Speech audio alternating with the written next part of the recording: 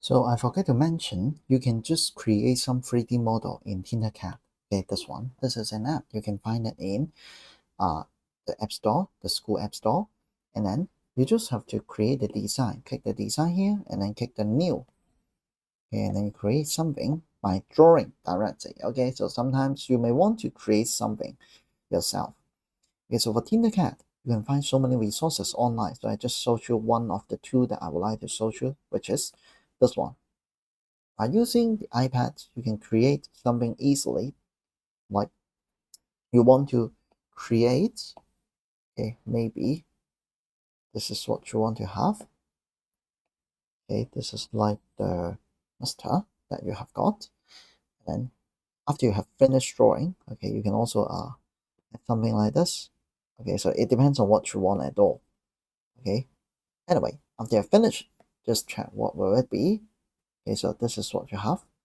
And then you click done.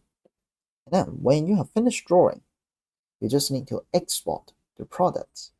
Okay, export this one. So that choose the format USDZ. Okay, USDZ. This is the 3D model that we need. And after you have got this model, and then save it to the location that you can recall, remember. So maybe we'll change it to the name.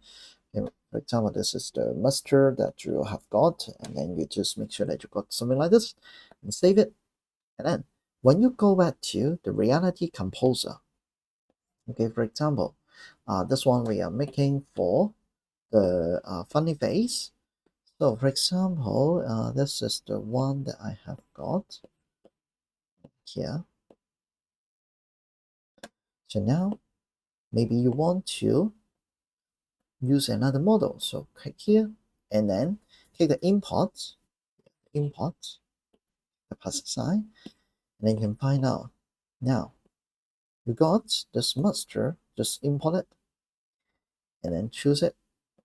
And now you will find out, okay, the term is going to be here. Okay, so you can find out USDJ. Okay, this one you can just move it back, and then you just drag it here like this. So you can just fine tune the location of the master, and then just move it, and then like this one here.